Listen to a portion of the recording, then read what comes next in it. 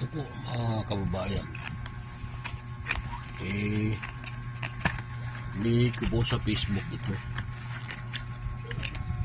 kapalang pagmumukha.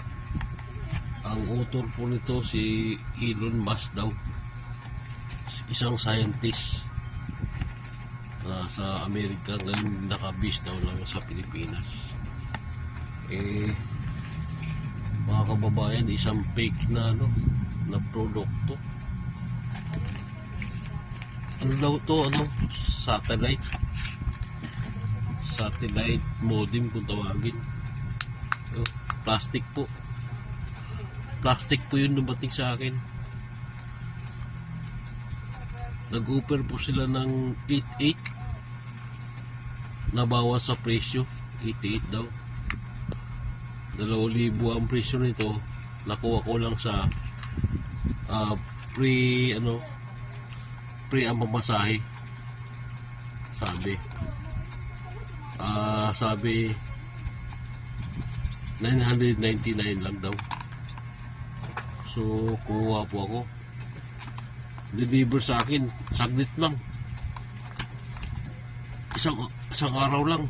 Ang bilis nga Tapos pag deliver sa bahay, ayun na, imbis 99 lang babayaran, 1,400 po mga kapatid, mga kaibigan. Peki po, satellite daw to, yung preload daw, satellite daw, yung wifi satellite modem kung tawagin nila. Yun po, peki. China po mga kapatid. Ako po, si presidente pa nito, nag-endorso. Elon Musk ang pangalan ng mama, na scientist daw, galing ng buwan. Kaya nainganyo po ako, kapatid, mga kababayan. Peki po ito. 1,400 po ang binayaran ko sa rider. Sabi free ang pamasahe. Hindi po, 1,400 po binayaran ko. Imbis 99 lang, 999, ang binayaran ko po is 1,400 po ang binayaran ko. Ito pong pangalan nito is Ultralink. Meron namang isa, or Starlink naman yung isa. Parehas din sila. Ni Elon Musk.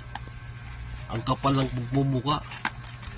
Yun, sabi may daw tawag to, pa English pa, yung pala kawatan pala yun sa social media. Hayop na Elon Musk na yun. Dinamay pa si presidente. Si presidente endorso niya, si presidente Marcos. Kapal ng pagbuka. Sa Facebook po ito, nakikita po, mga kapatid, mga kababayan, sa Facebook. Yan po. Sana mahuli to mga to. Ang kakapal ng pagmumuka. Yan yan po, kapatid. Kapal ng pagmumuka. Ipopost ko sa Facebook to, para mga kababayan natin hindi nakita ko to sa Facebook yung pala peki. Daw modem satellite. Yan po, salamat sa Diyos. Ingat po palagi.